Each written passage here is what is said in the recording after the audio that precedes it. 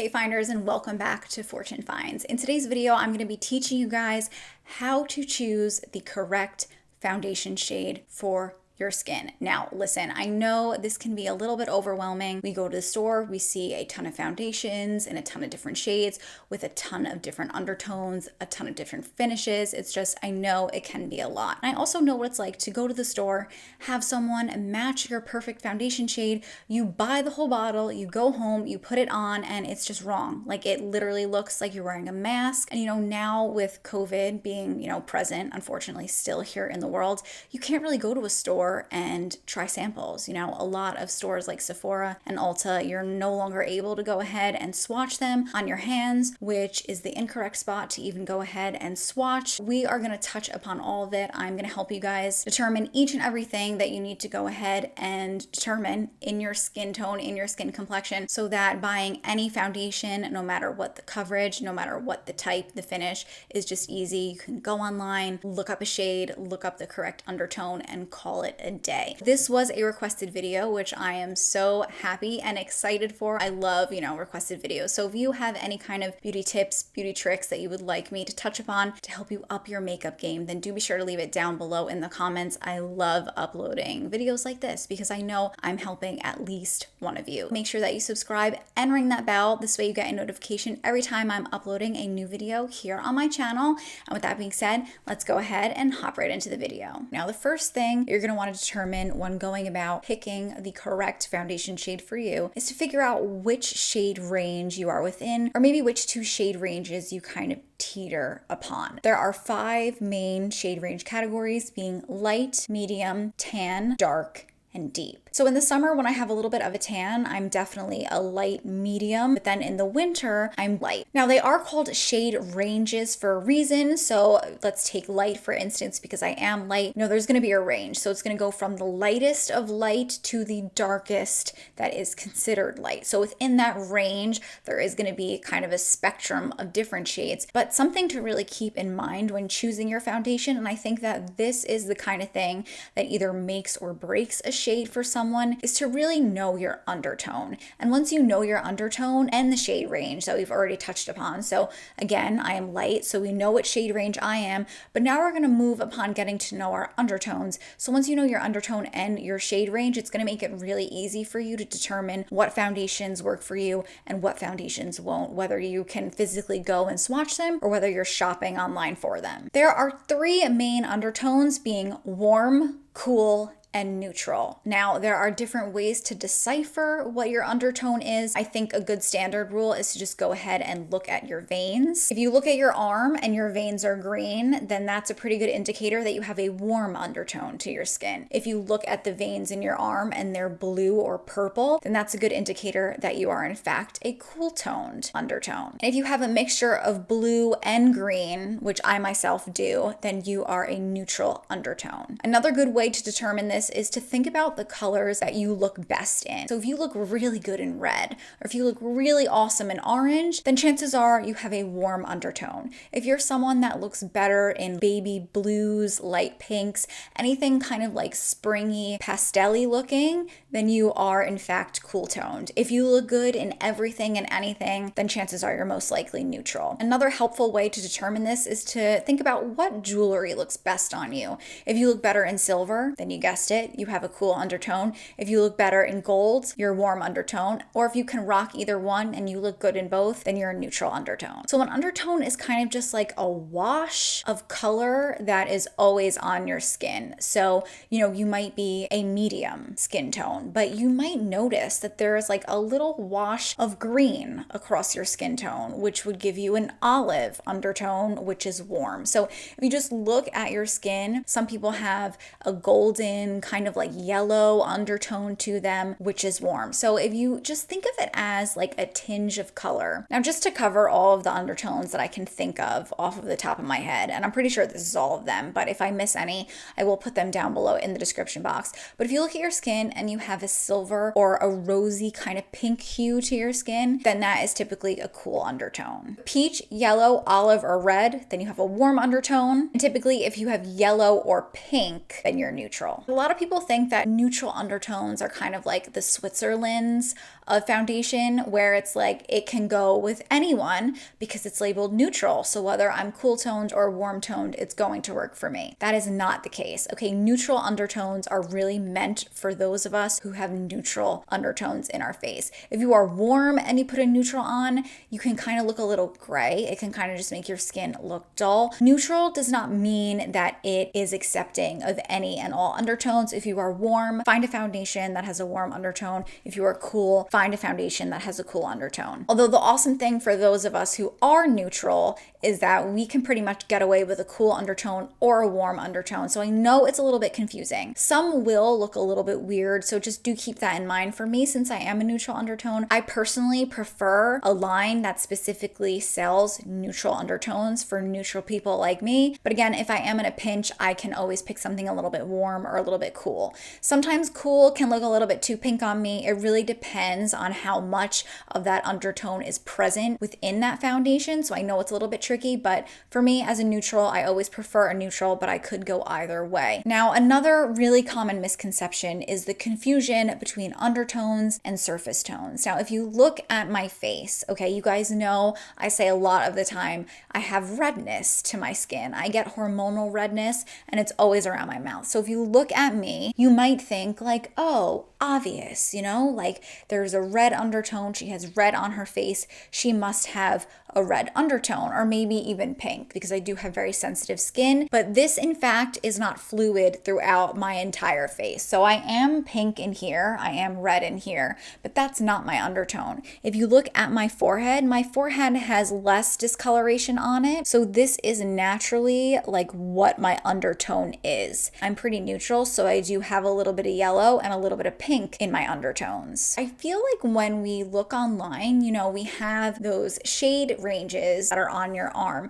but the best place to match yourself is actually right here. So put a little bit on your face and a little bit on your neck and then blend it out and see which one blends in seamlessly. Most people, their face is going to be paler than the rest of their body, so you never want to match a foundation to your face, and you also never want to match a foundation to your arms, because your arms tend to be darker than your face, and again, your face tends to be lighter than the rest of your body. So right here is really where you want a shade match. So I've gone ahead and I put 5 different foundation shades on my face. They are all light to medium shades. Each and every one has a different undertone. The first one has a peach undertone, this one right here. This has a rosy undertone. This one has a yellow undertone. This one has an olive undertone. And then this one has a neutral undertone. I put them on my face and I also brought them down my neck a little bit and just start to blend them out. That's the peach one. Now I'm going to take a different finger and blend out the pink one, yellow one, and then this is the olive one, and then the neutral one.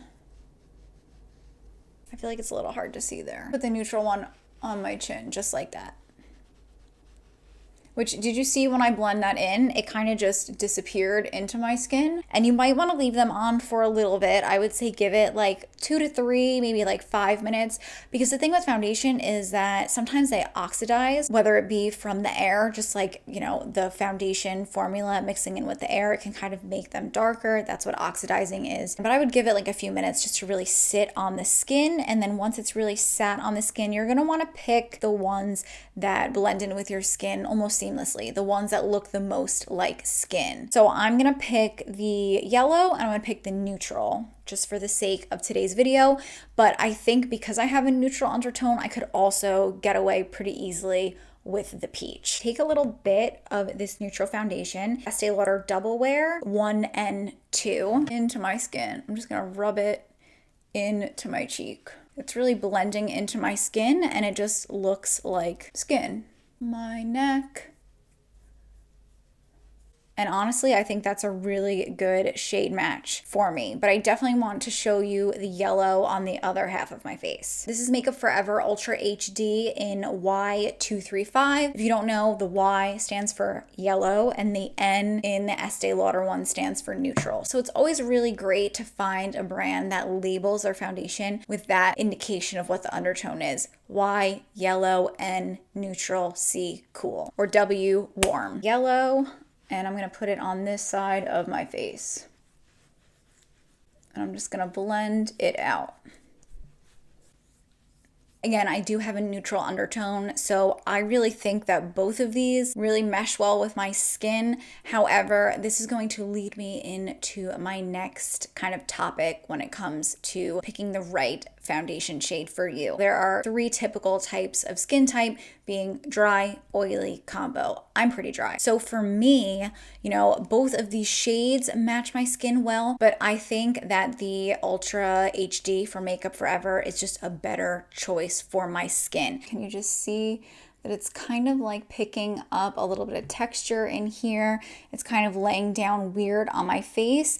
And when foundation grips onto things, it can kind of make the foundation look patchy, and it's a dead giveaway that you're wearing foundation. So it might, pick up on some dry skin, which is definitely what it's doing here. And it kind of looks a little bit orange on top of my skin. It's kind of like gripping and making it a little bit warmer than the rest of my complexion. Whereas this side, it's really not gripping on much, and it has more of a fluid skin-like kind of tone. So if you are dry, I would always recommend picking a foundation that's a little bit dewier or has a natural satin finish. Or if you're oily, I would always pick something that has a little bit more of a matte finish. Now, I think it's also really important how you prep your skin. So if you have really oily skin, the more oil that your skin produces, the more that it's going to interact with your foundation and possibly make your foundation on your skin darker. It's going to change the shade. So if you have oily skin, I always recommend washing your face before makeup application, and I would use something that has a little bit of like a soapy kind of texture. This way it's really going to take off any of the excess oil on your face. And then once you've washed your face, you should definitely use a moisturizer, thin and water-based, not oil-based,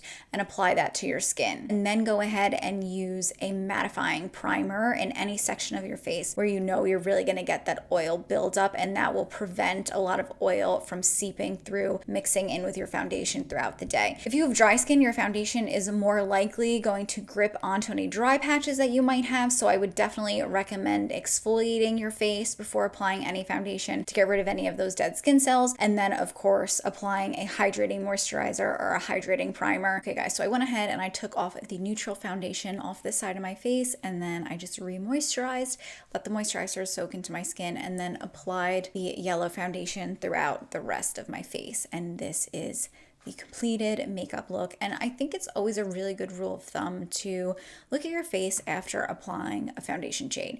If you look at it and you think to yourself that, oof, I'm gonna have to apply a ton of product on top of this in order to get it to really work for my complexion, then it is obviously not the right shade for you. If it blends into your skin seamlessly and you essentially look like you're not wearing any foundation, then it is the correct shade for you. One last thing that I definitely do want to mention is that it kind of matters what type of coverage your foundation is. So if you're buying a full coverage foundation, then it is way more important that you find the correct shade, because a full coverage foundation kind of erases everything on your face and it's way more unforgiving. The wrong kind of undertone, it's really gonna look like a mask on your face. Whereas if you pick a foundation that has more of a light to medium buildable coverage, you don't need to pick the exact match, because it is gonna use a little bit of your skin to help with the finish, because a little bit of your skin is gonna poke through. You could probably get away with a shade that is 2 to 3 shades incorrect. Go on a website,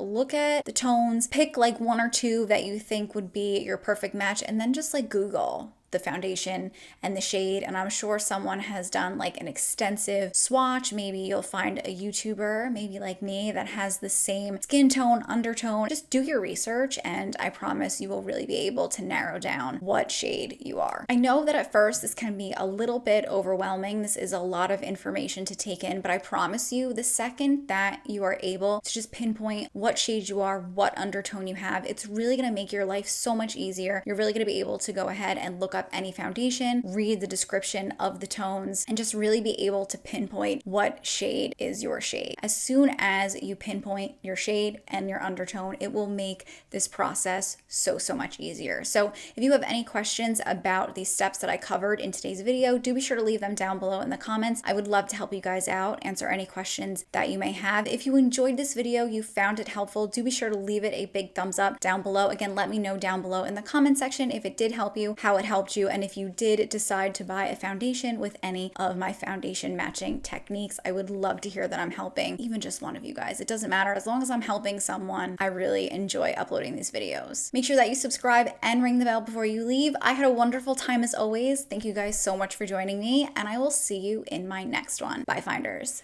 Mwah.